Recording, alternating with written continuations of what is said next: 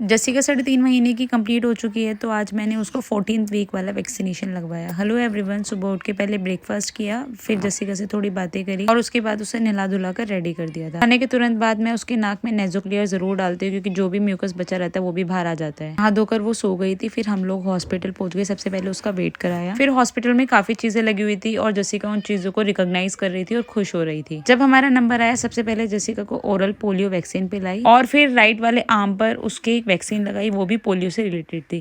Third उसकी PCV2 vaccine थी, जो उसको निमोनिया से बचाएगी। और चौथी वैक्सीन उसके लेफ्ट थाई पे लगाई, जो टीटनस और हेपेटाइटिस B से बचाएगी। इंजेक्शन काफी पेनफुल होता है, इसमें स्वेलिंग आती है और बच्चे को फीवर आता है। इंजेक्शन हमेशा लेफ्ट थाई पे लगता है। इंजेक्शन लगवाए, ध्यान रखे बच्चे का लेफ्ट लेग ही स्वेल होता है, उसी में ही सिकाई करनी होती है। इंजेक्शन लग गया था, दवाई लेके हम घर आ गए। सबसे पहले मैंने आते ही उसको दवाई दी, क्योंकि मुझे पता है इसको फीवर आएगा, और फिर थोड़ी से ऑयल से उसकी मसाज कर दी। जब मैंने देखा राइट वाली थाई पर कुछ नहीं था, लेकिन लेफ्ट वाली थाई सूज कर बहुत मोटी हो गई थी, तो मैंने एक कटोरी में पहले ही बर्फ जमा ली थी, उससे मैंने एक कपड़े में लपेट के, सूती कपड़े में उससे सिकाई करी। और सिकाई करने का भी तरीका होता है, कभी भी बच्चे की सिकाई रगड़ कर नहीं करनी चाहिए, बल्कि जहाँ पे इंजेक्शन लगा है उसके आसपास वाले एरिया पे हमेशा बर्फ कुछ सेकंड के लिए रखनी चाहिए। बर्फ को डायरेक्टली यूज ना करे, बच्चे को काफी इरिटेशन हो सकती है। पहले दवाई लेके और सिकाई करा कर वो सो गई, लेकिन हर 3 घंटे में उसकी दवाई का असर जैसे ही खत्म होता वो फिर रोने लग जाती। मैंने टाइम टू टाइम उसका फीवर चेक करा और साथ के साथ दवाई देती रही, क्योंकि बच्चे को 3-3 इंजेक्शन लगाए, दर्द और अकड़ाहट तो रहेगी।